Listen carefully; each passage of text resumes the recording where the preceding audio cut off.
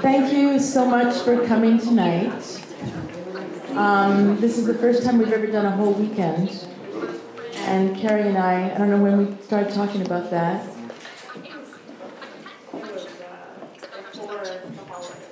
Yes. So it's kind of a long time coming, but it's been wonderful so far. And we started this to do this in honor of Jenny and Lisa. Since they died or murdered in October, there's been a number of other women murdered. And today at our march, we were joined by Sherry Sweet. She was 32, a mother of two little boys, murdered by her ex-boyfriend in South Berwick. So they joined us to remember their friend Sherry. So it's a continuing huge problem. What's the first step to solve any problem? Shine a light on it, and that's what Finding Our Voices is doing. And thank you for coming to help us do that tonight. Finding Our Voices, we're a grassroots nonprofit. We started with, I guess, the arrest of my husband at the time of 29 years, when he was arrested for domestic violence, and there were headlines in the paper, and so many women around me let me know. I had been living in this town for 30 years, but so many women all around me let me know that they too had gone through it. Women that I knew for a long time, women I didn't know very well, and that really opened my eyes wide, because I didn't even know I was in domestic abuse, and I certainly didn't think anybody else was going through what I had been going through. So 4 years later, after becoming a nonprofit, we started off to break the silence. That was the whole idea, awareness. We had posters of women survivors with quotes going all over Maine, and then a website. And with the website, so many women were reaching out to us and letting us know about everything they were going through and just feeling so alone. We did become a nonprofit, and now we are doing everything we can to support our sisters. One of the amazing programs is called Finding Our Smiles. We have 36, probably 38 actually, Maine dentists who are giving free dental care to survivors of domestic abuse, to women and children. And the stereotype, most people would think, yeah, domestic abuse, dental care, and punch in the mouth. Yes, some women come to us because they've been punched in the mouth. One woman came to us and she had a bat to the mouth. But then we've had numerous women whose teeth are rotten because they were not allowed to brush their teeth. So just let's think about that for a minute. You're with someone and you're not allowed, he doesn't let you brush your teeth. And it's not like he's going to say, you can't brush your teeth, because they're more subtle than that. So one woman told me that what he did was, every time she started to brush her teeth, he would say, oh, you're making yourself beautiful for your boyfriend. And then in the end, it was just safer to not brush them because it would escalate into something. We have an online support group. It's beautiful. We've been doing it for 3 years. Mary Lou has been doing this with me for probably 3.5 years. Every week, Monday, 6 o'clock. Sometimes we've had up to 28 women. And the women say that it helps them get through the week. It's just beautiful. It's like family. And different women coming all the time. Some come a lot. And then I have a couple of board members here who can tell me, remind me some of our other programs. Well, we have a children's fund. We have a children's fund that provides joy and comfort to children who are going through domestic violence, who are traumatized by domestic violence. And we do the awarenesses. That's what we were in the march today. Rallies, marches, legislation, just everything we can do to open people's eyes. Things have got to change, and we're going to be talking about that. Yes, Kathy? We also do, in terms of awareness, we go into schools to talk to mostly high school and community colleges and stuff about what does healthy dating look like, what's a healthy, dating relationship. That's huge. We have a huge thing we're doing in schools. If anybody wants to have us come to your high school, please get in touch with us. And if anybody has a dentist that they love who's not listed on there, please ask them to join our program. So we have quite a lot of speakers tonight, that survivors who have stepped up and are going to talk with us. I'm going to start the program by asking Ellie, who wrote this poem and sent it to me. Ellie's on a poster. We have 50 survivors on our posters. Ellie's on a poster with me, actually. Yes. And she is a very important part of Finding Our Voices. We met when she directed my 9-year-old daughter in Wizard of Oz.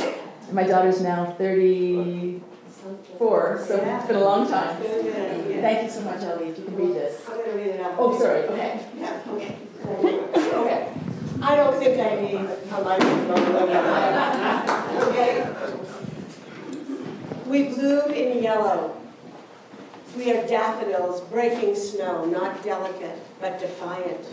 Rising through frost with fists of gold. We wear sunshine not for show, but because we have earned it. Because we have crawled through the shadowed rooms with whispers for armor and found the light inside ourselves. We are not what was done to us. We are what we do now. How we stand, how we sing, how we march through Brunswick in fierce yellow flame, holding signs that cry the truths that we were told to bury. We remember Lisa. We remember Jenny. 2 blooms stolen as they reached for spring. And in their names we rise.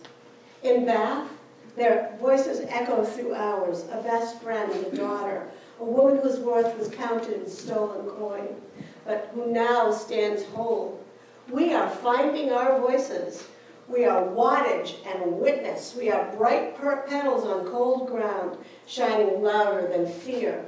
So when they ask what hope looks like, tell them it blooms in yellow and walks in our shoes.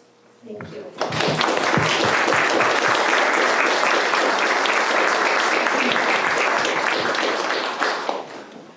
And I'd like to ask Mary Lou, please, to come to the stage. Mary Lou and I are about to celebrate our 5th anniversary. Yeah. That's how long we've known each other, right? 6 years. 6 years, okay. Okay. Okay, let's see whether I need a microphone or not. Okay, so I am going to read a poem, and it's called It. And how it got to be It is that I was married for 43 years in an abusive relationship, and I would go in my journal, and I would say, it happened again. Because I didn't know it was domestic abuse. So I wrote this poem on June 24th, 2005, 2 months before I left my ex. And as I slowly read it and say the word it, replace it with domestic abuse. And that's how I was feeling. I just wrote this in my journal. It was not ever going to be here tonight. So it sits in my stomach. It aches in my heart. Whoops. It encompasses my being. It chokes at my soul. It kills my spirit. It eats at my thoughts. It puts a cloud all around me. It swallows my self-esteem. It is powerful. It is painful. It is ugly. It is cold. It is angry. It is empty. It is controlling.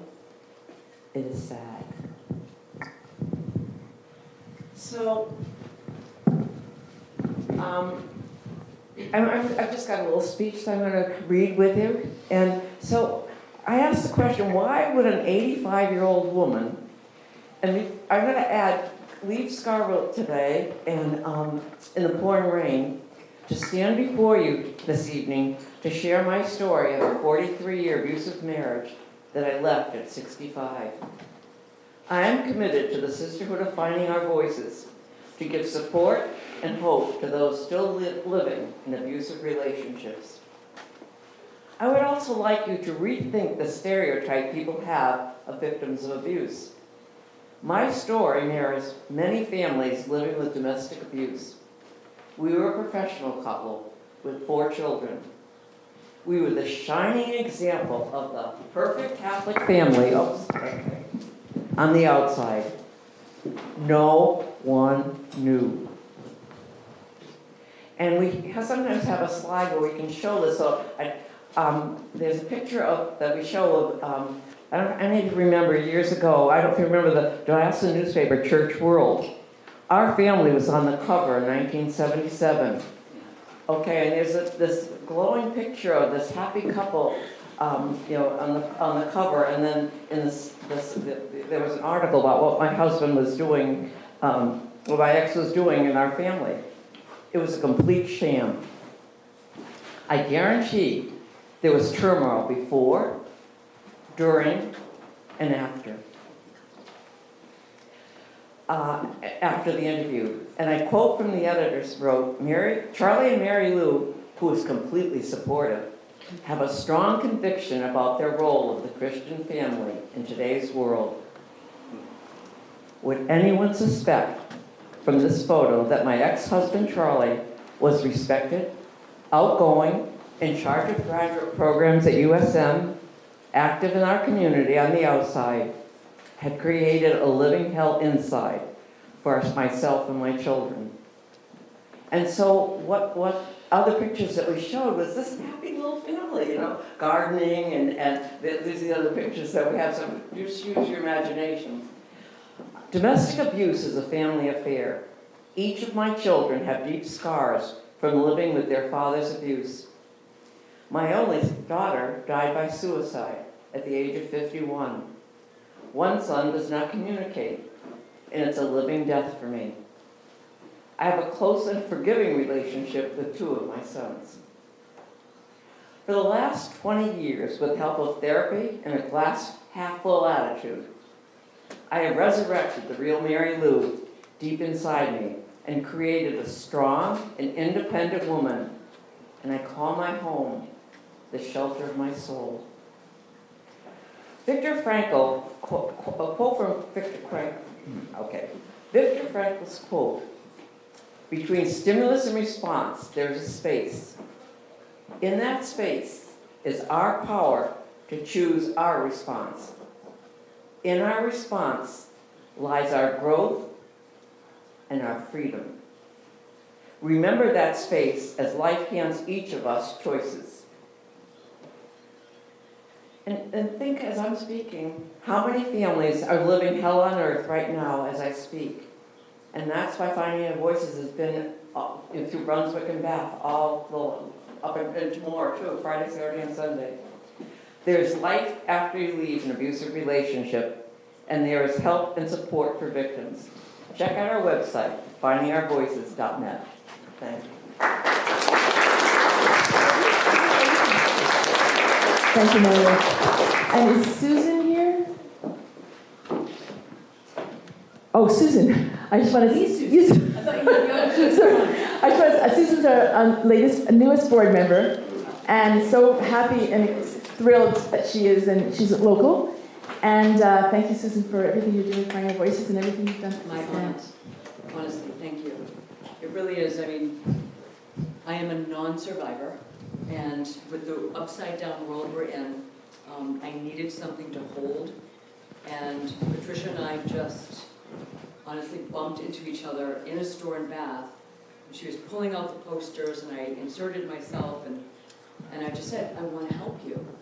And so it's been a kinship ever since, and the board is extraordinary, and I'm in for the long haul, however I can help, and I can already feel the momentum from just brainstorming ideas with the people we spent all day with. Just the wave is getting bigger, and you are spearheading this. So thank you.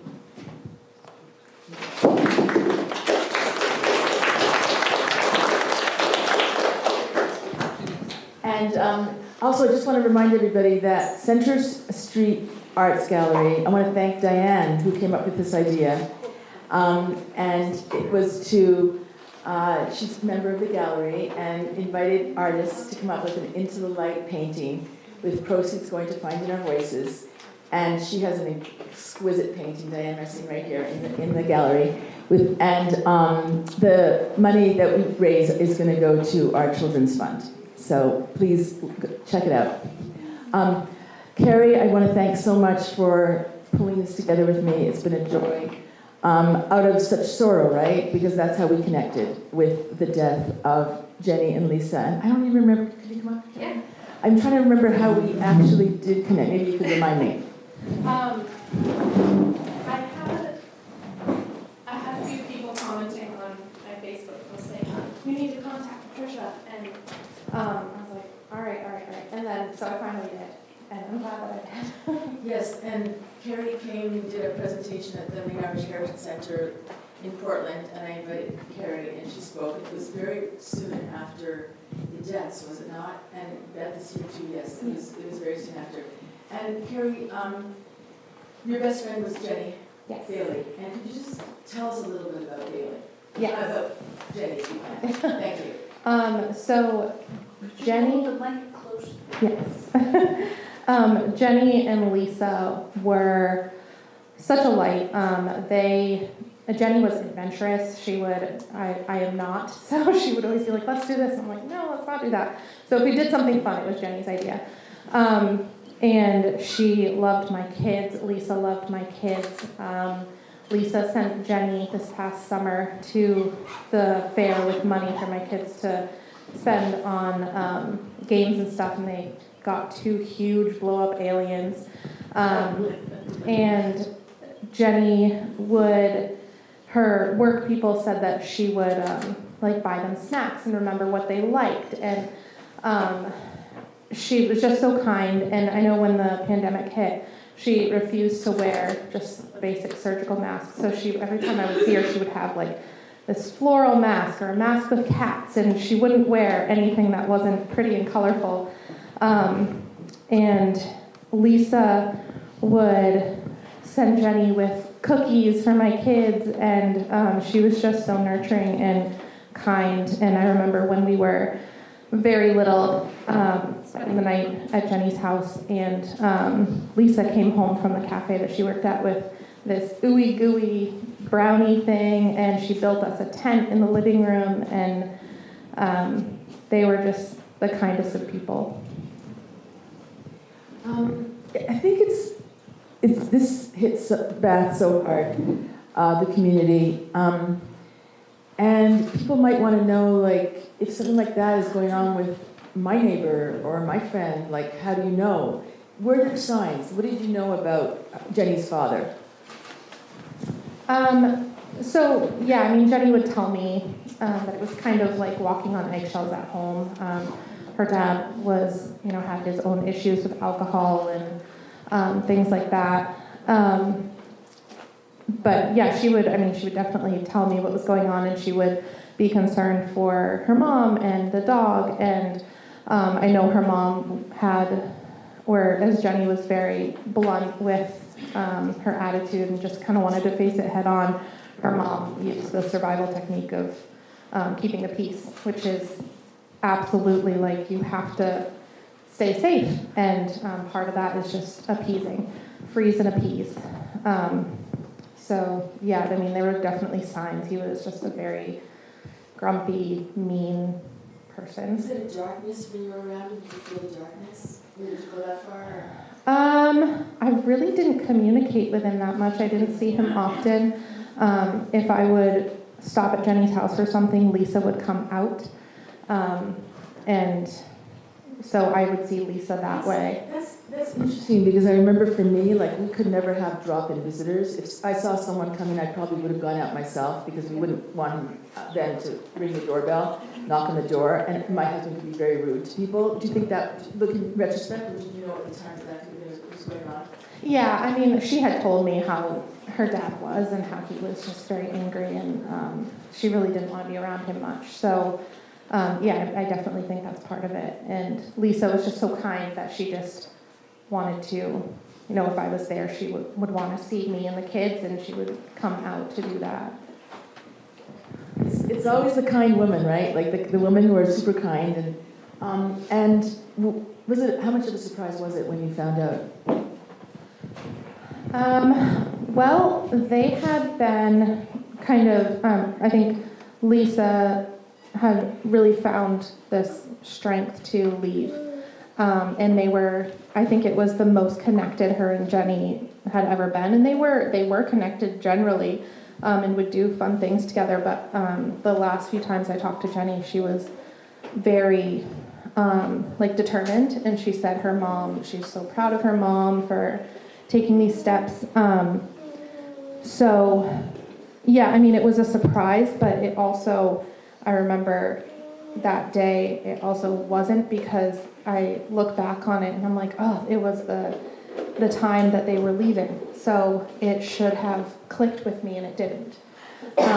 So, I mean, in retrospect, no, it's not a surprise. At the time, I mean, it's definitely shocking because you don't think something like that is going to happen to you. Yeah, when you mentioned the word determined, in my mind immediately that's what I thought. Yeah. And that's when I had left my husband, I think, like the classic 7 times. But it was the last time when I think he felt like I really meant it that time, that he almost tried to kill me. And I think that is most, yeah, they get desperate. What have you learned? Have your eyes been open since that's happened to domestic abuse? And what have you learned? Yeah, so, I mean, obviously, I knew the general, I guess, signs that something was going on, but it really reiterated to me that despite us just knowing them, we need to actually know them and be prepared when we see those signs, and that leaving period of the 2 weeks after that are the most dangerous. But connecting with all the people that I've connected with, it's very similar stories. And it's definitely an ongoing thing that's so much more widespread than I thought. Oh, so you didn't know the scope of it? I did not know the scope of it. No, it is incredibly common, and it happens everywhere. It doesn't discriminate, so it doesn't matter what your job is. It doesn't matter how many kids you have. None of that matters. It happens everywhere. So people, when they know your connection with Jenny, have they revealed to you that they also have gone through domestic abuse? Have you been hearing? Yeah, absolutely. I think especially through the connection with you and discussing things on like Zoom and everything with other victims. It's been incredibly eye-opening to some of the things that are happening and that are allowed to happen. Yeah, with the courts. Yeah. Yeah, we'll definitely get into that. Thank you, Carrie. Thank you. I would like to see if Lily and Amy could come up. Mother's Day weekend, mom and daughter right here, Amy and Lily. And Lily's been very involved with us since, was it October that we met? And one thing that Lily stepped up to do for us is an Instagram campaign where people are sending us photos of their pets. Survivors are sending a photo of their pet, their beloved pet, the name of their pet, and how that pet has helped them through the domestic abuse. And we have so many submissions, and it's a really powerful campaign. And I think each of Amy and Lily both have something they want to say, and then we'll have a few questions if we can. And we're going to start with, who wanted to start? Okay. The hardest lesson in raising children is that as they grow older, they want your support, but not your opinion. Lily had the world at her fingertips when she met Mike.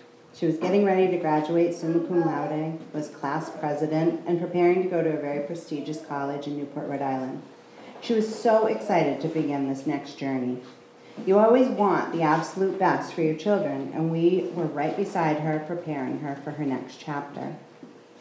Unfortunately, Mike was on the other side of her, trying to sabotage her self-worth and dedication to her future. Having worked as a hairstylist most of my life, I became a good judge of character, and my judgment of him was not great from the beginning. We hated that he drove 3 hours each way to her school, way too often that first semester. We felt like she wasn't allowing herself to make a life there, now knowing he truly was keeping her from creating friendships and experiences. In October, she made the decision to transfer schools and would begin at UNE in January, the next town over from where we lived. Now, being in the same city as Mike, she had many calls to us because he was struggling with mental health challenges. We encouraged Lily to break it off, as she needed to focus on her, but again, looked for our support, but didn't want our opinion. As time went on, I found it harder and harder to be in rooms with him. He just gave me that ick feeling.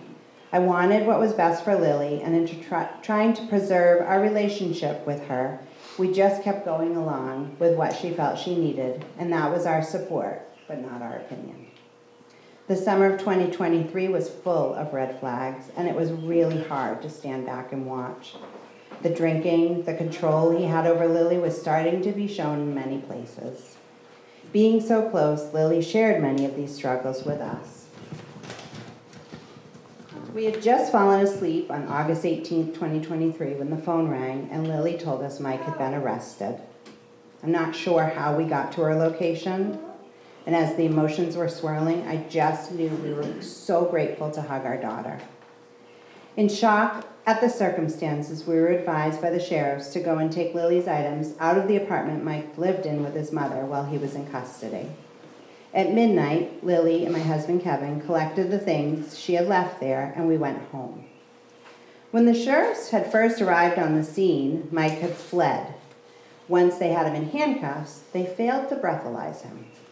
They told Lily they were bringing him to the hospital first because he had suicidal plans and he had tried to take Lily as well. I don't think they actually did go to the ER because we got a call that he was bailed out at 3:30 a.m. At 4 a.m., he called and messaged me. He was mad because he claimed Lily had broken into his apartment.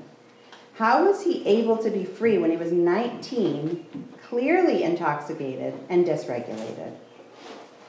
As parents of a now adult, we had no rights. We had to try and guide her through this next process, helping her prepare to start the next semester, finding therapy, and praying he would stay away from her.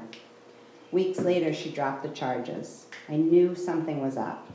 I had tried to get the information from her, but she hid this part from us. She had taken him back. He had manipulated her young mind into believing he wouldn't do it again, until the night we got the call from her at school that he was threatening her and us. Our strong, beautiful, and smart daughter had been hurt in so many ways. We stood beside her as she took him to court and supported her hard work and dedication it took for her college classes to continue. Each day a challenge, but we continued to stand by her side. In the fall of 2024, I joined Lily at a Finding Our Voices event at SMCC, and that is the night I believe the healing began. She was overwhelmed with emotions listening to other women sharing the ways she was also treated and abused. It was time to find her voice and for me to also face head-on the trauma our family was impacted by. So together we stand and hope for better days to come. I'm not sure why this experience was put into our stories, but I hope that with us speaking and standing strong, that others do not suffer at the hands, words, or control of an abuser. Thank you.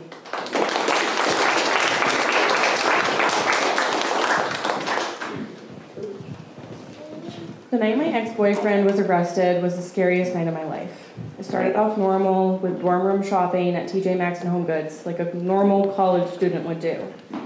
Then we were invited to a friend's house for a party. I did not know what was to come. I got into his passenger seat and did not know if he was intoxicated. However, it became clear when he started driving recklessly and having road rage. Then the name calling started. He called me the B word, the C word, and told me I never loved him. In my statement to the police, I quoted him. He told me, "If we're going to spend the rest of our lives together, then you need to learn how to calm me down." This emotional manipulation went on for the first 30 minutes of our ride. The last 15 minutes were the scariest part. He started saying he didn't want to live anymore and threatened to wrap the car around a tree with me, him, and our 2 dogs in the back seat.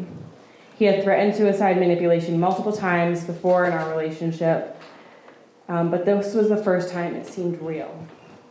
He was saying this while going 80 plus miles an hour on back roads while drunk. But because I had suffered from an abundance of abuse over the past 1.5 years with him, I knew how to calm him down during one of his episodes. Those tactics saved my life that night. I had a plan in the back of my head to call emergency services as soon as we got to the friend's house. I would simply say I was going to the bathroom. After calling 911 though, it became hectic. Everyone was upset with me because, well, we were all underage drinking and didn't want to get caught.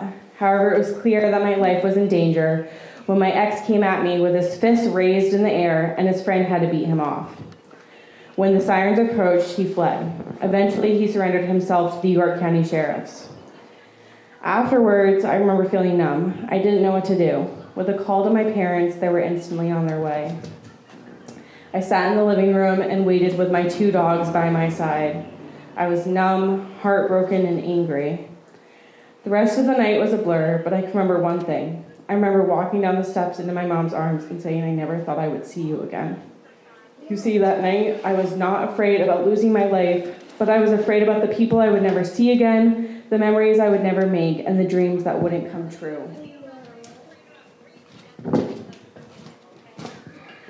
A month later, after I had taken my ex back, and another episode occurred that was the same case. He had gotten into another drinking episode after the week of getting fired from Bath Iron Works, getting evicted from his apartment, and living in an RV. He threatened me with multiple names again, but the statement that made me cut all ties was, "You are almost as stupid as your parents." Following that night in October, I started to find myself again. The abuse stripped away every part of my self-worth. I was who he defined me to be. I started joining clubs at school, making new friends, all while taking care of myself and my mental well-being. If you were to ask me during the abuse who I was and what I liked, I would have struggled to tell you. But today, I can tell you I'm a future dentist, future provider for Finding Our Smiles, class president, and graduating magna cum laude in December from the University of New England with a bachelor's in science of medical biology. I would tell you I love skiing, baking sourdough, going out with friends, and spending time with my sweet dog Violet. But I would also admit that this 21-year-old who should be spending nights at the bar with her friends doesn't. I often spend every night on the couch by my parents' side. It's usually watching Jeopardy, Wheel of Fortune, or Blue Bloods. I spend every night by my parents because August 18th, 2023, I never thought I would again. Thank you.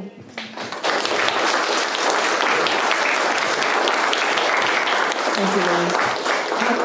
Mary, would you join us? And Carrie, would you join us? Because I thought what we could do is, as people come up, I'm going to bring 1 or 2 people over at a time, and then they can stay on the panel with us.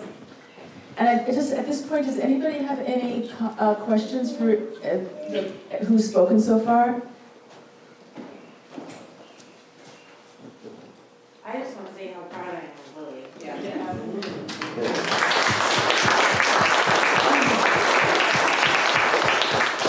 Yeah, I look at Lily, and you got out at, how old were you when you got out? 19. And you didn't have a child? Like, once you have a child with one of these people, it's a nightmare for, then sometimes that's when they think that you're really their property, even more than before.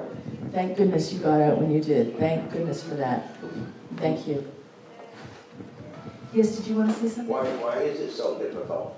It's not just here in Maine, but since I've come here, it seems to be worse here than New Hampshire and Vermont. We're actually going to get into that, because we're going to talk about the criminal system, which I think has a lot to do with that. So your question, I think, is going to be answered very soon. What's the psychology behind this? How does somebody get this Bengali brainwashing, almost like a cult, like a Trump cult?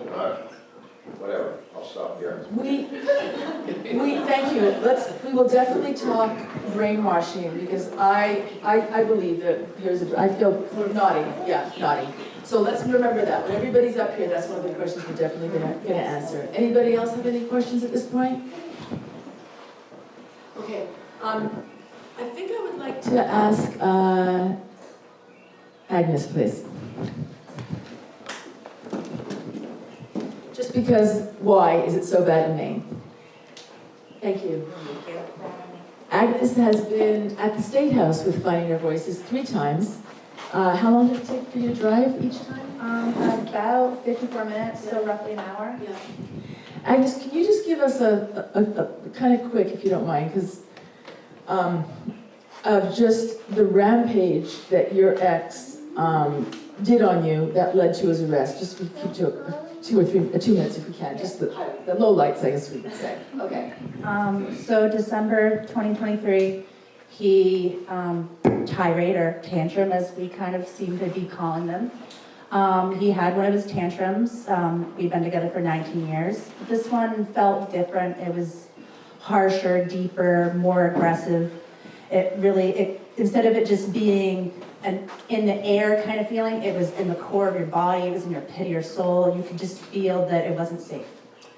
And he had, on multiple occasions, threatened me with firearms to my head, and on this occasion, he was loaded firearms. What kind of gun was it? This one happened to be a semi-automatic pistol, Gun to your head. and he was a registered felon, so he was not allowed to have it either, and he did. So that's a very big issue, in my opinion, that certain things are easy for people to get a hold of if they really want to. But he also threatened my baby daughter, and after he decided that it wasn't worth shooting us, he decided that he was going to try to burn our house down. And he attempted to burn our house down, and I managed to. And just what did he do? So it was after we had that really big storm back in 2023, and we had excess gas because we thought we were going to be out of power for a while. So he went out to our truck that we used as a storage for our stuff and grabbed the gas jug. And as soon as he walked into the house, I had made a mistake in the middle of the argument, and you learn as a survivor not to talk.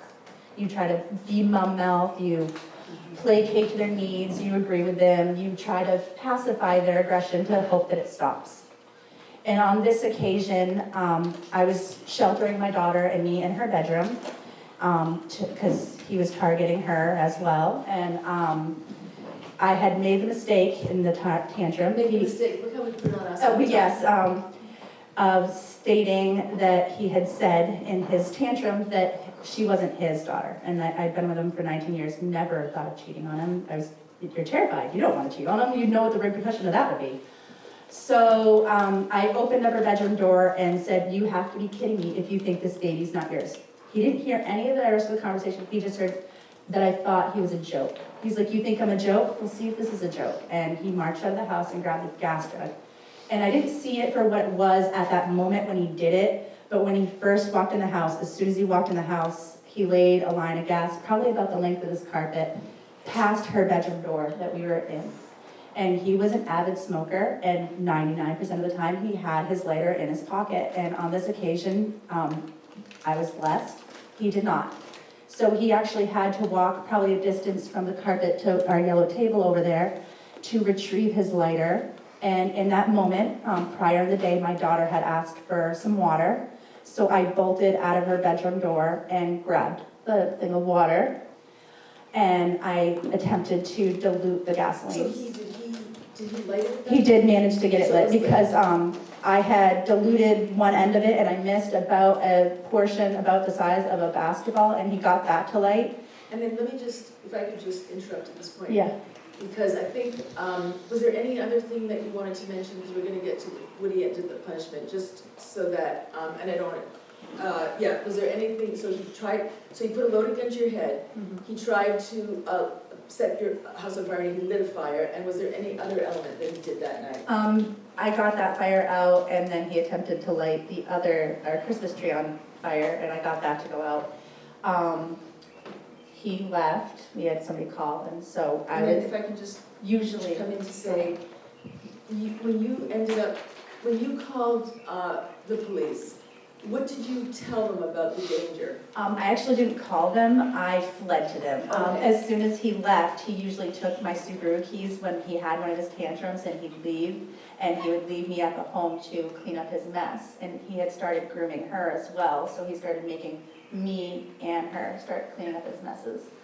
So this time he was in such a rage that he forgot my Subaru keys, and I had told her that if he leaves and forgets the keys, we're out of here, And we're done. let me come to where you end up finally you're fleeing you get to a police department. You walk into the police department. What does the police say to you? They told me to go to a different one. Okay, let's just take that in. Yes.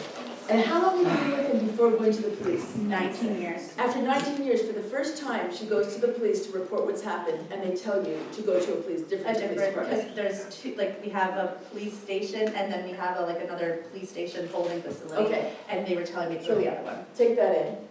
And then, what was it that you told the police, the danger of you? How did you express that? I basically screamed at them that once I'm here, I'm safe, I'm not leaving. Tell me And about the compass, who said he was threatening about they, that. yeah, he was, I told them that they had to be careful, that he would attempt to have them kill him, that he was a highly dangerous individual, he's a felon with firearms, that he is more than likely, at the time, he had a knee swollen up the size of about a basketball, so I didn't think he could flee. I assumed he was in the home that we were staying at. Did he ever say to you that he was gonna kill police? Yes. What was it that he said? Oh, that he hated law enforcement officers.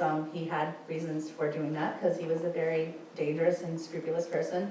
And he'd always expressed that if I ever had gone against him, that he would kill the police or kill my mother, or kill me, kill our animals. And you told the police this? Yes. And you told the courts this? Yes. What did he end up getting?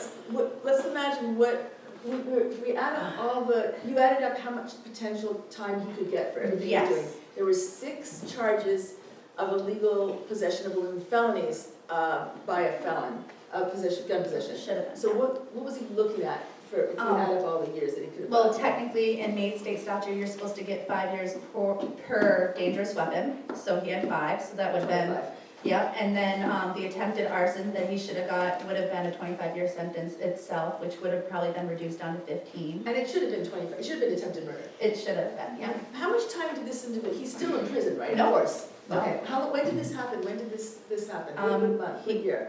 2023. 2023. How much time did he serve? He spent 8 months in county before he had sentencing, and when he was sentenced, it was a reduced sentence. He took a plea deal. He was supposed to get 3 years. They reduced a year, so he was supposed to do 2 years. And then they said because he was in county for 8 months, they counted that as time. And by the time he went into prison in Wyndham, he served less than 3 months.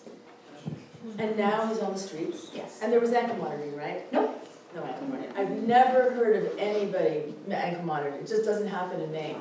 Women ask for it. They say, I want ankle monitoring. A lot of times they say it'll happen. I have never heard, someone tell me if you ever hear of a case when they're ordered to ankle monitor. Thank you, Agnes. And that's an answer to your question about why it's such a problem in Maine. And I have a podcast, it's called Let's Talk About It. Agnes is my most recent guest. And there's 6 episodes on there, very, very similar as far as no accountability. Thank you. And at this point, I would like to invite Scott.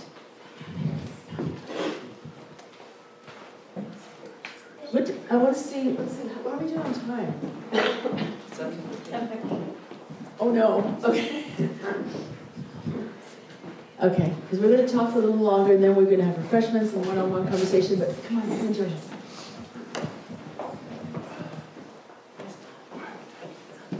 Thank you so much, Scott.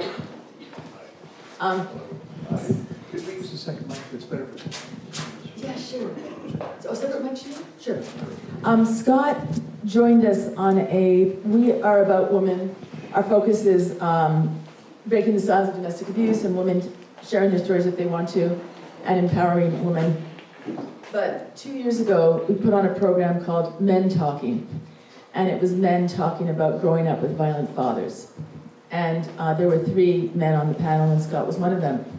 And there were so many men that came up to me after that and told me that they also had grown. Usually the men will say, well, usually people will say, my mother was a victim of domestic violence.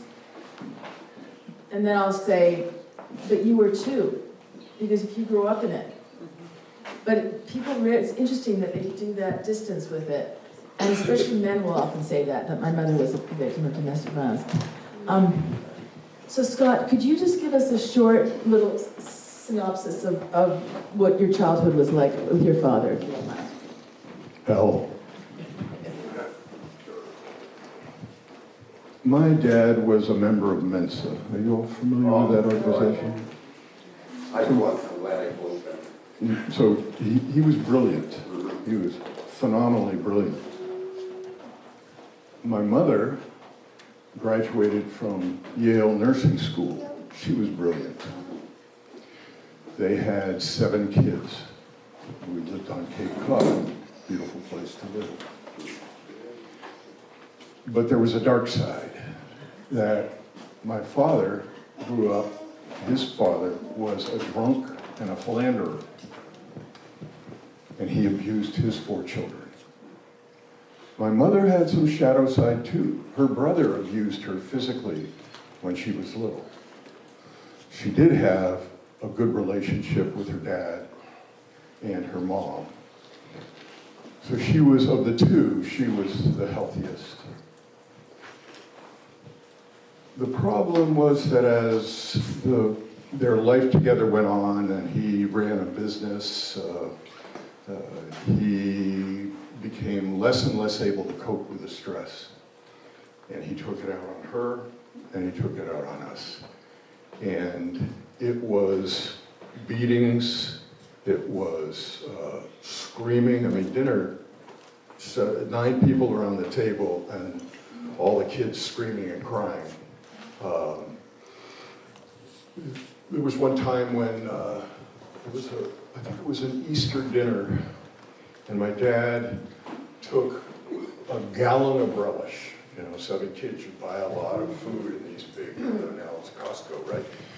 Threw it all around the room, hit her, and then took a gallon of milk, and I was sitting right across from her, and dumped it on her head, and then took the gallon of milk like this. Oh, that's horrible. And inside, this is what goes on with a little kid. I was about 9 at that time. That's the abuse to the children. To see that, to hear that, and that constant destructiveness of the mother you love and the father you love. Scott, can I say Sure. something here? That we had a film that we used to take around. Oh, we had a film that we used to take around. It's called Timekeeper. And it's from England. It was incredible. It's fictional, but it was so powerful. And there's this, and we showed this in Waterville. And there's a scene in it of the husband pouring the milk on the mother's head, and the boy standing there watching. And the district attorney, Megan Maloney, was actually in the audience. And we asked her about that, and she said that that couldn't even be considered a crime. So here you are, this is not even, could not even be prosecuted, but think about the horror of doing that to her. And also, could she fight back? Could she do it? Did she say anything in response? And also, your helplessness. You're a little boy, wanted to protect your mother. Can we talk about that a little bit? Well, I was terrified. I was just terrified. So, and I knew that if I tried to fight back, he would, in my mind, he would kill me or destroy me somehow. And it came to that eventually over a few years. At one point, I came home from school, and there were all these strangers in my house. There was my doctor, and there were all these policemen in the house. And I was told that my mother had fallen down the stairs and was in the hospital. Well, it turns out that my dad had kicked her in the gut and ruptured her spleen. And I learned later that the doctors in the court documents said that she came within about 15 minutes of dying. This happens every day in different physical manifestations in the United States and around the world. This is what we've got to stop. So that was that point. The fortunate thing was,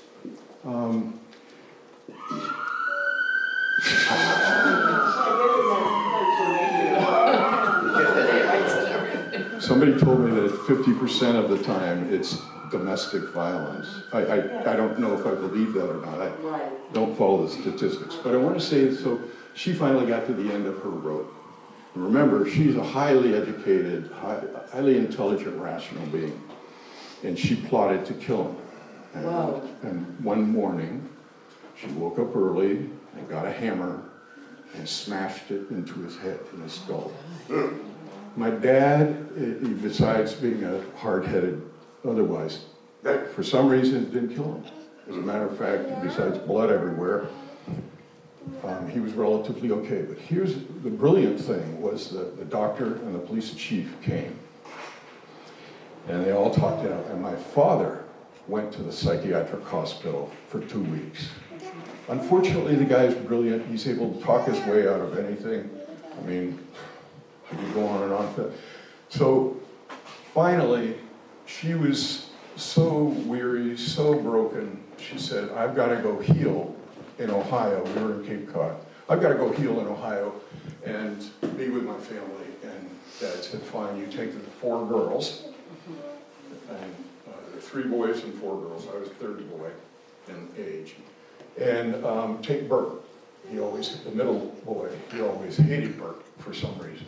He was a black sheep, and my dad was a black sheep in his family. He treated my brother And Bert that's as not a black uncommon. sheep. That's not uncommon that there's one child that the abusive, violent father, I'm sorry, will target. And Mary Lou, did that happen in your family? That there was one, if you, you don't have to say it. My oldest son. And sometimes it's because it's a sensitive boy too. Yeah, oh yeah. Yeah. So the process went to the point where he gave her, God knows, you know, hearing all the stories, God knows how he did that, but he gave her permission to leave, take the 4 girls and Bert. So I was left with my older brother. My older brother did not want to go to Ohio. He wanted to finish high school in Falmouth and so forth. I was the pawn. I was the one who I learned later from my mother and my sibs that I was going to stay in Falmouth and make sure she came back. It took 2 years for her to get custody of me. And she had a fantastic lawyer, thank God, who became a federal judge, Chabot, in Massachusetts. And I finally got out of there. You know, the worst day of my life, besides the abuse and everything, but the worst day was when the 5 of them were leaving in our friend's VW van from the house. What is the abuse? Why can't you be arrested for making a child who was 11 years old feel that they had absolutely no worth? And of course I couldn't go. I wasn't worthy. I was crap. That was my attitude at that point. Because you were left behind with him and the other kids were able to go with him. Right, except for Mark, and he wanted to stay. Yeah. So it was really amazing. My brother Bert, who has since died of a glioblastoma, always loved me. This is what's so great. And life is, it's so hard at times, and yet there are these saints we have in our lives. There are these wonderful people that care for us and love us, and teach us to love ourselves. Anyway, so I got out to Ohio. My mother, I threw eggs at a girl once, acting out my rage and doing other things. My mother and this other guy's mother got the cops, and we went to jail. We weren't beaten, we weren't screamed at, we weren't told we were worthless. We had to make amends. The adult responsible thing to do. You mean, oh yeah. And so I learned then, this is the way to be a healthy and responsible adult. And, you know, my mother, she was very willing to enable me to do what I needed to do. I ended up in high school working with Ralph Nader and testified in Congress when I was 18 on environmental activism. Yeah. That was my career. Scott, this is Mother's Day weekend. Could you talk about, did you ever blame your mother for keeping you in that house and also for leaving without you? Did you tell me about your relationship with your mother? In my mind, my dad was Satan and my mother was a saint. So it's incredibly hard to be angry at her, for me at least. I rationalized it by saying she had to get out of there. She took, and she said, I did what I could. And she said, I wouldn't rest until I got custody of you, but she couldn't take me. So you feel So you I- healed your relationship with her? Pardon? Do you feel that you healed your relationship with her, or you? Well, we did, and she went to therapy with me. I've done 25 years of therapy. 27. You and I are brothers. And I'm a brother with all your sisters too.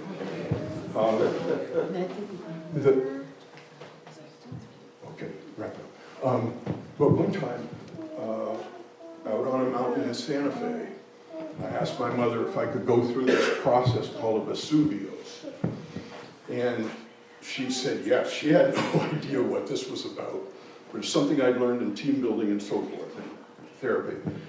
And so I stood in front of her and I let it all out. All the pain, all the fear, all the sadness. And she just looked at me. And the idea was, she just said, is there more? Is there more? And she said afterwards that she was terrified to do that, but that she never saw in me what she saw in my father. And so she was able to stand there and be with me in that process. Excuse me, I'm getting emotional. You know, be with me in that process. So that's where I come to, is that transformation is possible. We don't have to continue the cycle. And guys, it's imperative for us to do the work. This is in many ways our issue, our rage, and there are lots of reasons to be raging, lots of reasons, but it is up to us, and we have to do and be willing to be vulnerable to smart, wise, caring, loving counselors, pastors, if they're safe people, you know, make sure, but we have to be willing to look at the trauma and then be able to let it relax into the landscape of our lives. In my mind, the landscape of my life were two gigantic trees, my mother and my father. Over those years of therapy, it faded. And I saw the nuance of life. I saw the mountains behind, I saw the water streams, and I saw, you know, that it was not just this Hitler and Mother Mary. And so I encourage anybody, happy to talk to anybody, but I encourage them to talk. Yeah, and to explore. You'll find out amazing things about yourself, and it's nothing but good. I thank you.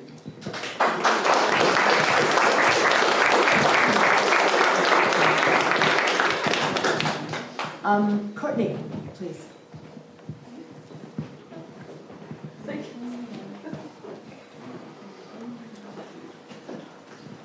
Hey, Courtney. Hi. Courtney's my hairdresser. If you like my hair, it's because of her. Thanks.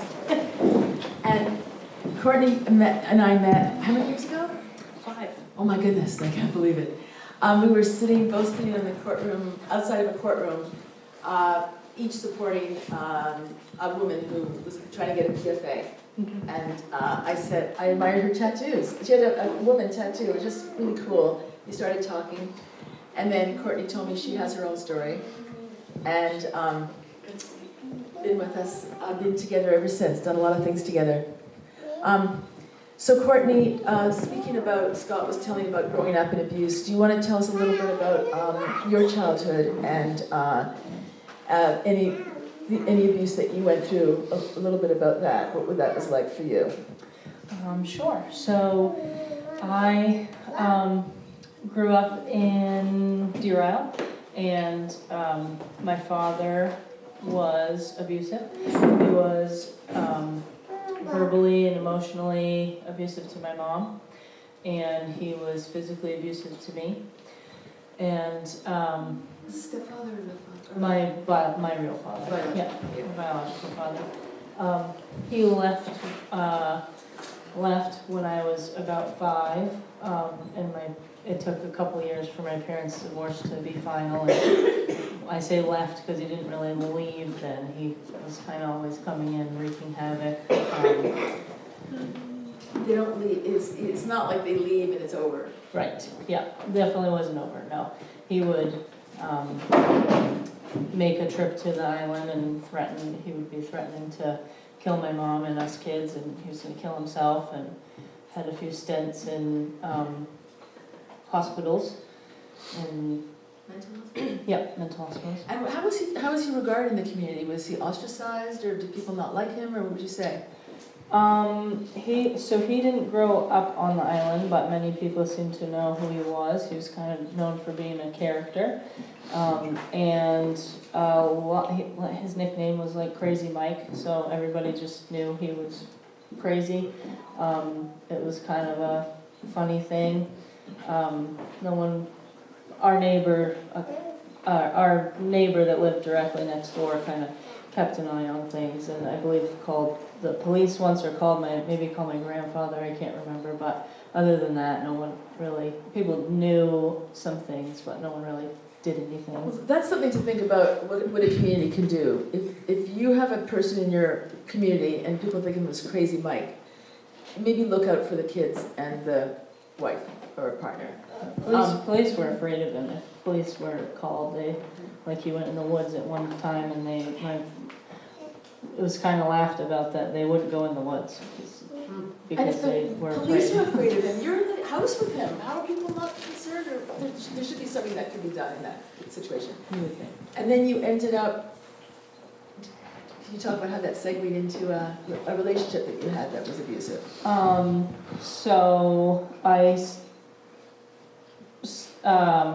did you? Because we've talked before, and you've sort of said that you sort of swore that would never happen with you. Oh yes, Let's talk about that. I definitely. I saw my father treat my mom terribly while they were married, while they were getting divorced, after they were divorced. I saw other men treat my mom terribly, and that was never going to happen to me. Never going to happen to me. Nobody's going to talk to me badly. They're definitely not going to put their hands on me. And then lo and behold, when I was in my early 20s, I was freshly divorced. I married my high school sweetheart. That didn't work out, and got divorced, and I was very vulnerable, and this much older man. How much older, Courtney? He was 18 years older than me. That's too old, yeah. Yes, at 22. He was very persistent, which now it should have been a red flag. I ultimately took it as, and eventually took it as quite a compliment.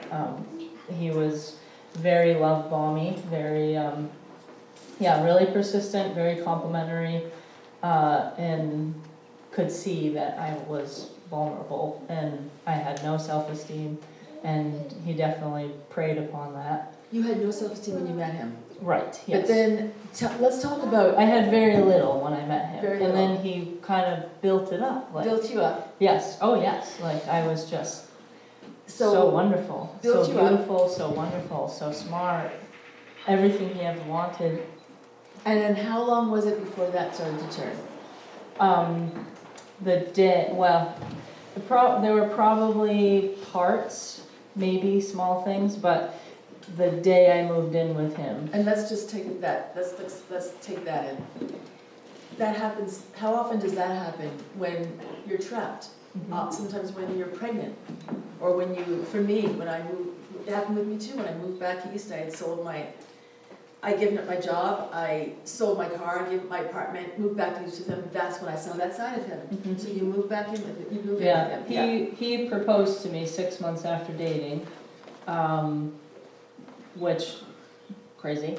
Yeah. And then 2 months later, I gave up my apartment and moved in, and that night, a switch went off, and I was like, that's not great. And then that was it. It just kind of built up and built up. So it was the day I moved in was the first time something happened that I was like, huh. And Courtney, you said it was something that happened that his daughter was watching, which sort of got you out. Could you explain how that happened? And because you felt trapped and. Yes, I was with him for years, and he had he had 2 kids, but he had a daughter that I was particularly close with, And that was really that was a big reason for staying. Her mom wasn't really involved, and I was too young to be a mom of an 11-year-old, but I was put in that role, and I wanted to protect her, and I wanted to make sure she was taken care of. He would say things like, if I didn't get groceries, guess she's not gonna have anything to eat. If I didn't pay the internet bill, guess she's not gonna have internet to do homework. I guess she's not gonna be able to play soccer if you don't buy her cleats, because I'm not gonna do it. Nothing was gonna happen for her if I didn't do it, is how it was put on. So she was a big reason why I stayed, and one night, one of the times that he called and demanded I go pick him up from the bar that he was drunk at, that I wasn't allowed to go to. When we got back, we got in a physical altercation in the driveway because he wanted to take my car keys and drive back to the bar. And when you say you got into physical altercation, were you both physical with each other, or? I was just trying to get away. Yeah. And not let him have my keys. We were wrestling in the driveway, and he locked me out of the front door. I went into the back door. He met me at the top of the stairs, and he was trying to shove me down the stairs. And I was trying to shove my way into the house and not be thrown down the stairs. And while we're wrestling and I'm trying to get away from the stairwell, I look up and she's standing there watching it. I haven't gotten emotional on a panel before, sorry. And that moment was when I decided I really needed to make a plan, because I couldn't let her think that that was okay. How old was she? At that time, I think she was 10 when I met her. I think she was 12 or 13 then. And how much longer after that did you get out? Oh my gosh. Well, I ended up getting my own apartment. There was financial abuse. Is Yeah. that what was trapping you at that moment? Yeah, I didn't have any money, and I had no money at all. My best friend was getting she bought a house, so she was leaving her apartment, and she talked to her landlord and asked if she would hold the apartment for me until I could get some money But why did you not have money? Why did you not have money? Because I had to always give it to him. He had control. He knew how much I made, how much my paychecks were, and I had to pay bills. I had to buy groceries, I had to pay bills. He lost a lot. He often lost jobs. If he didn't lose a job, he spent it at the bar or would go to Hollywood slots and gamble away our rent money, and then someone has to pay rent. So I had no money. He made sure I had no money. After telling me if I moved in with him, he would take care of me and I could pay off my debt from my divorce. And so, with the moment that you saw that her and you needed to leave, how long was it, do you think, before you really were finally able to get out because of the financial abuse and able to get out? That was several months. We were in an apartment and he was buying a house, so I was able to pack things and him not know that it was for me to get an apartment. And I could swirl away money and save my cash tips, and would lie a bit, lie as much as I could about money. It wasn't easy. It was not easy, no. It took time. It took a plan. It took time. It took that landlord who did not know me holding an apartment for me, even a month longer than I told her that I would be ready for. And even though it was dangerous for you to be there, it still took time for you to get out. It took time, and I still didn't get out. I got that apartment, and he still had control over me, and that went on another couple of years. What Lily was saying about she left and she went back, and that's what happens, yeah. Yeah, we weren't dating because he didn't want to say that we were together, because he got to do whatever he wanted with whoever he wanted. But I still bought groceries, I still paid bills, and still bought stuff for his daughter. He would show up drunk in the middle of the night and come in through my apartment window. He'd drive by, and if he saw a car in the driveway that he didn't recognize, he'd immediately call if I wasn't there and want to know who was there or where I was. And track how late I was getting home, so it still was a couple of years. And so a couple of years, and then after you got out, did you see the girl again, his daughter? I did.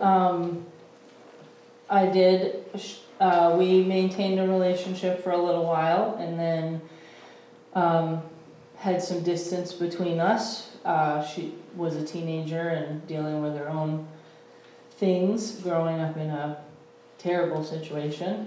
So we didn't talk for a while, and then fairly recently she reached out to me via social media, and we've reconnected.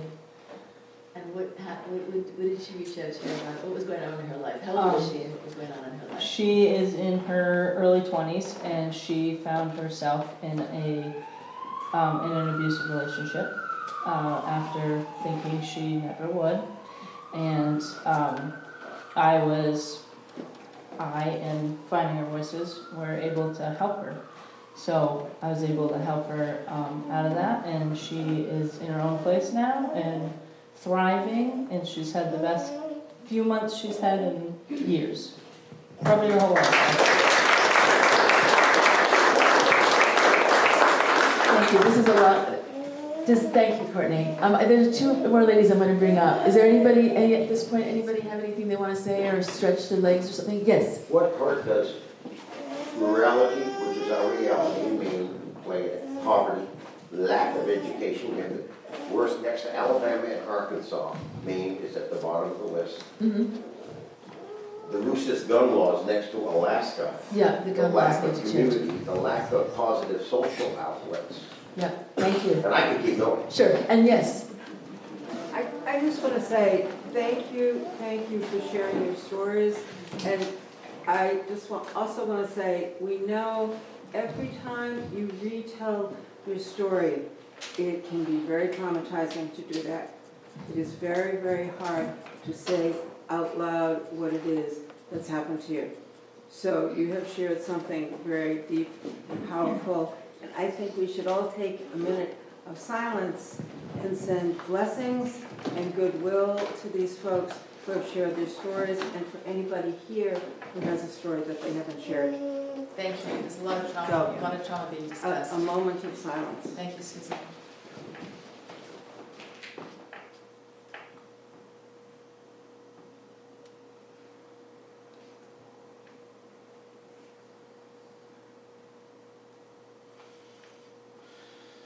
Some deep breaths.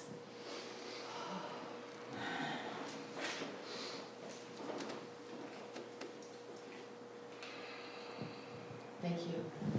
We're talking about, maybe that was that not quite a minute? We were talking about financial abuse, which is huge, and I'd like to invite Sarah up. Maybe we're bringing up a chair and then we'll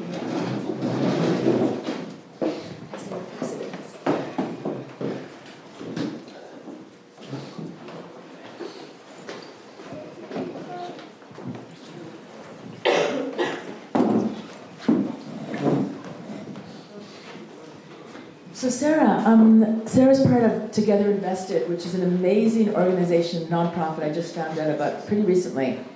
And they do low-cost divorce workshops, and they bring in therapists, financial advisors, attorneys. And Sarah was a financial advisor, correct? But Sarah went through financial abuse, domestic abuse, financial abuse, and so that's interesting. Someone who knows so much about money and is so aware of money, just to say how insidious and devastating financial abuse, which is in 99% of domestic abuse, and it's the thing that most traps women, in domestic abuse. And Sarah, can you talk a little bit about the financial abuse that you went through?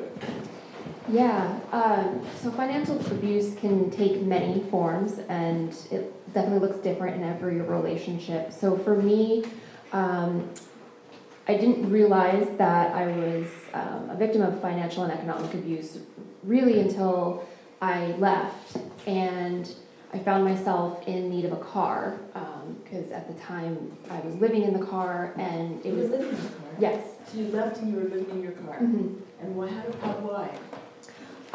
So my ex-husband and I had decided to get divorced. It's a very weird story about that, but we decided to get divorced, and I felt like I could stay in the apartment with him until our lease was up, and then we would split ways. So I just moved into the spare bedroom, thinking that that would be fine and safe. And it was actually our 6-year wedding anniversary, and he came home and assaulted me. Was it the first time? That was not the first time that he had laid hands on me, but it was the first time that it was so blatant that I was like, oh, this is a problem. And Was it before? What kind of things was it before that didn't seem as blatant to you? so I wasn't allowed to go to bed until after he had fallen asleep, because apparently I toss and turn too much when I'm first trying to fall asleep. And so if I went to bed and my tossing and turning woke him up, it would be a kick or a punch, and I would wake up with bruises, down the side of my body. And to me, I was very young. I married him when I was 20. It was just, he just wakes up really bad. I could logic my way out of everything. I could just make these excuses for him.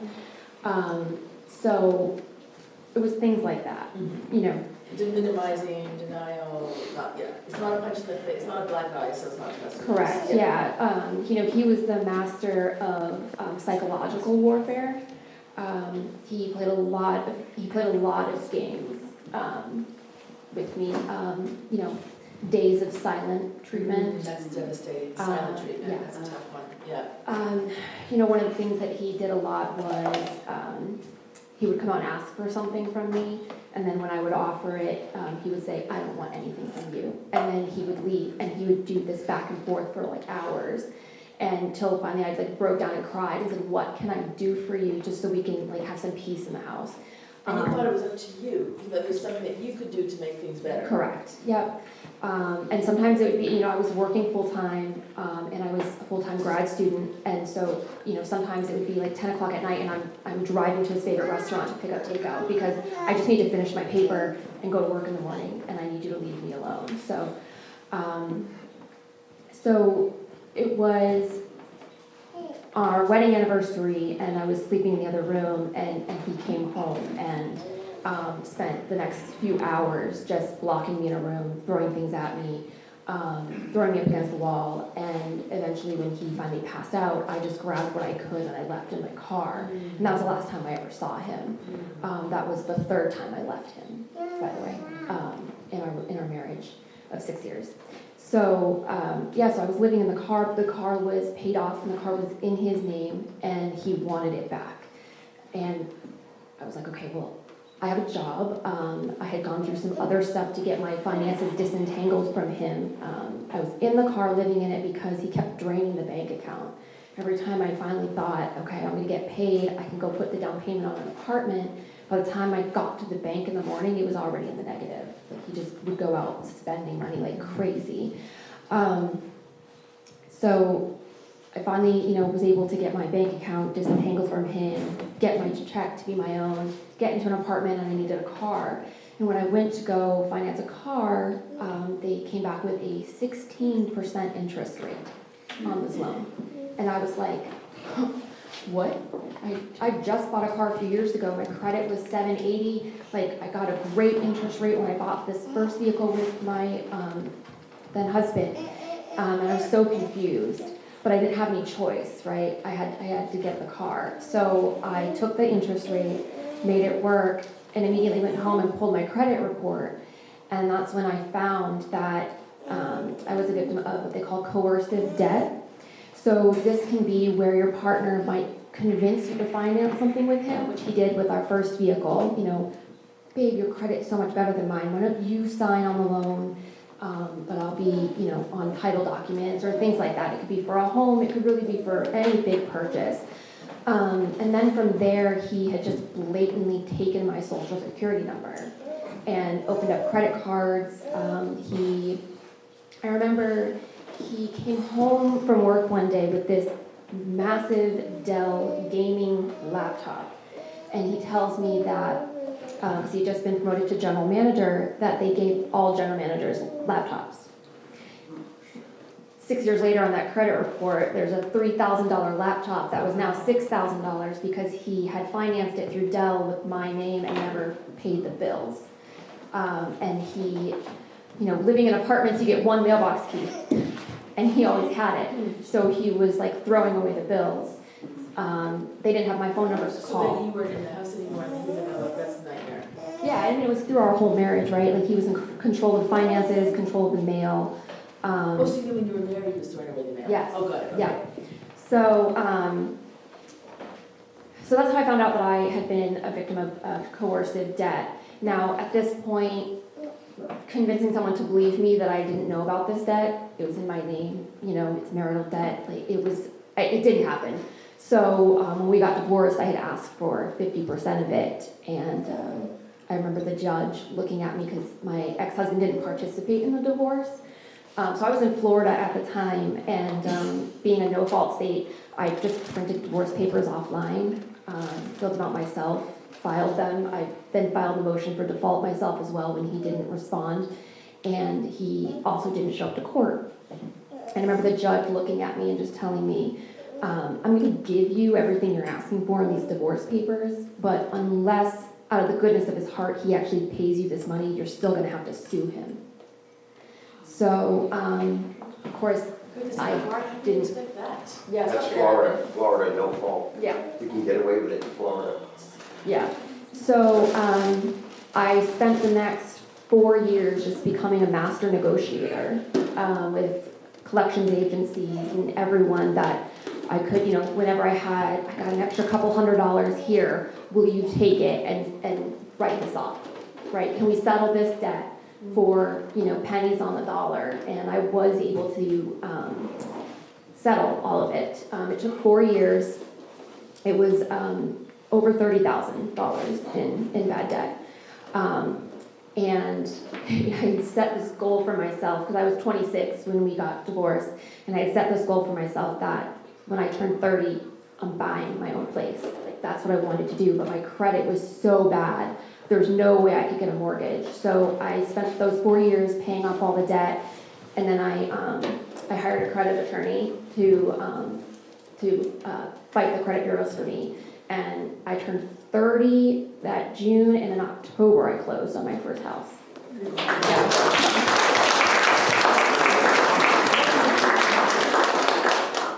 Do you have time? My daughter disappeared. Okay. I wanted to say, just to lift this up a little bit, let's ask a few, thank you, Sarah. Let's ask what we can do now that we're out that we could not do when we were trapped in the relationship. Just to show, when people, it's really hard to leave. It's very dangerous to leave. It is dangerous to stay. It's dangerous to leave. Sometimes it does get worse before it gets better. But there is a bright side on the other side when you get over. And there are people that will help you that you don't realize, and we're seeing some nods. There is a bright side. And if we can just, we'll say it, and then if anybody in the audience wants to say that who've been through it, what they can do now that they couldn't do when they were trapped. Carrie, is this relevant? Yeah. So my mom is also a victim of domestic abuse, and so she just moved in with me and my family, and she can have patio furniture, which she couldn't before. She came home the other day with like a ton of flower pots to put around, and she wants more.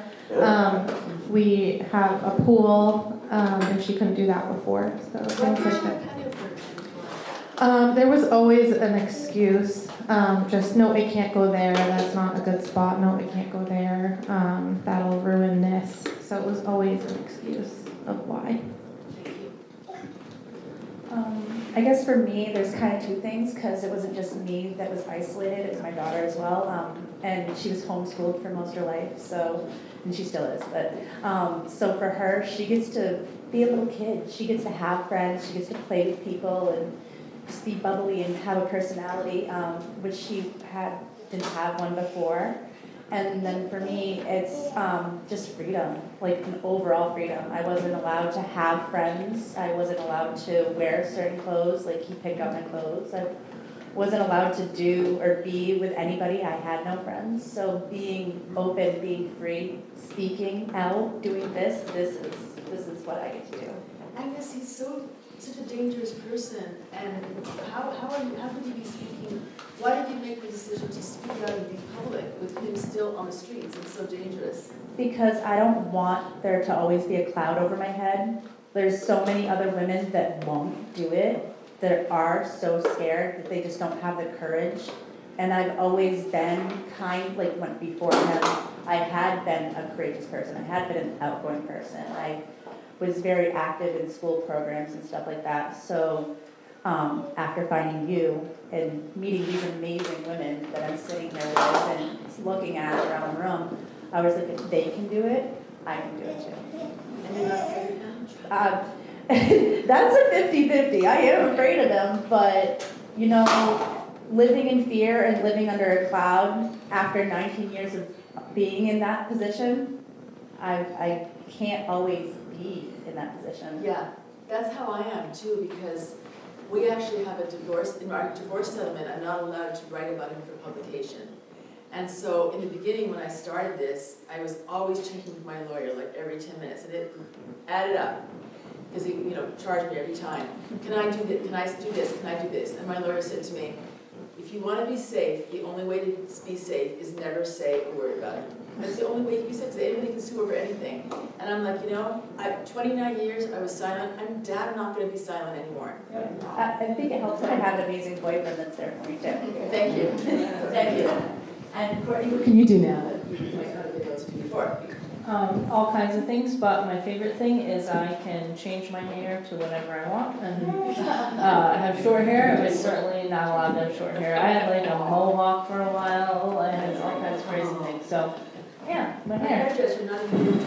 Couldn't change my hair. Well, I could, but there were consequences, so it wasn't worth it. Thank you. I would say that the thing I can do now is I can spend time with my grandkids. I can go and visit them and spend as long as I want. Before, I would have to check in, and then I'd be like, okay, but 2 days, that's all, and that's really a wonderful freedom. So.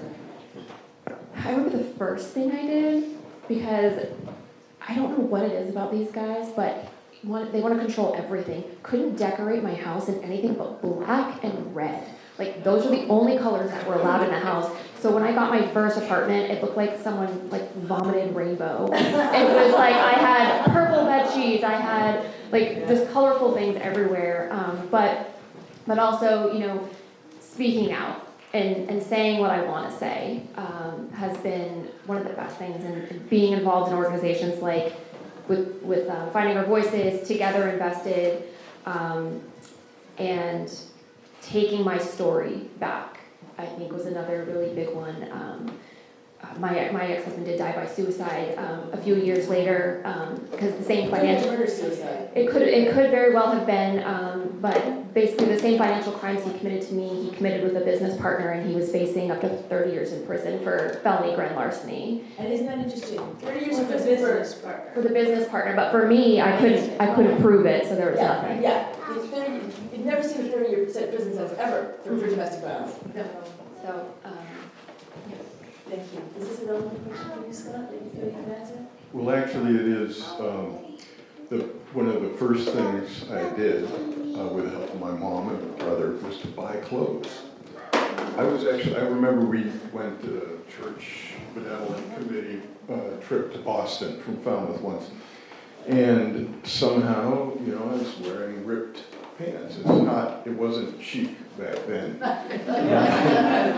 And I got home and I got the shit kicked out of me for wearing that. But he didn't do a thing to buy me any new clothes. I had one pair of pants, and I had to stitch those up each night because but anyway, so buying clothes and feeling like, wow. You're worth it. You're worth some nice clothes. And then I got into wrestling. And there's one thing I want to say. I'd be fascinated to talk about this.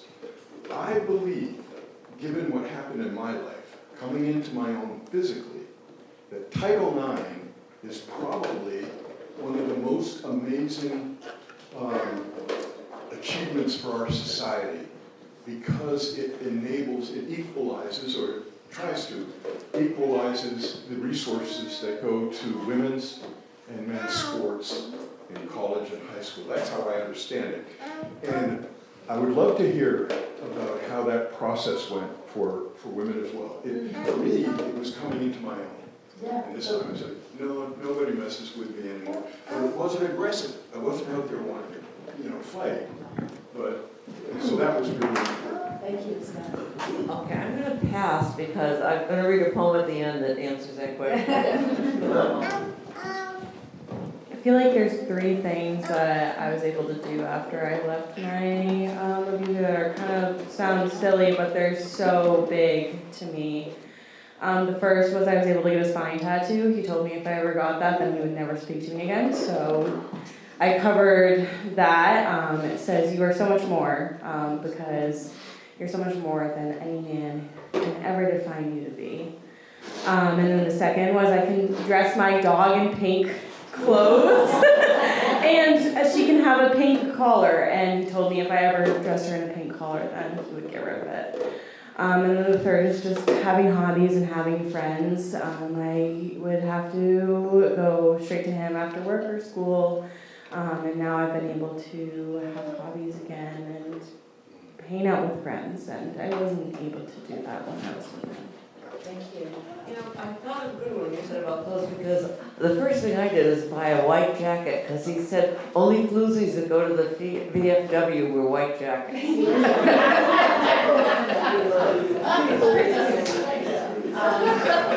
And does anybody have anything that they want to say that they can do now that they couldn't do in their domestic abuse relationship?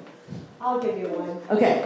I leave an ice cream tray empty in my refrigerator. Was there anybody else that wanted to say? Yes. I mean, there's any other list of things, but it occurred to me sitting in this room, I've done a lot of plays in this room and this building. And I wasn't allowed to do plays for about 15 years. So. Wow. Wow. Yes. I couldn't do anything but breathe.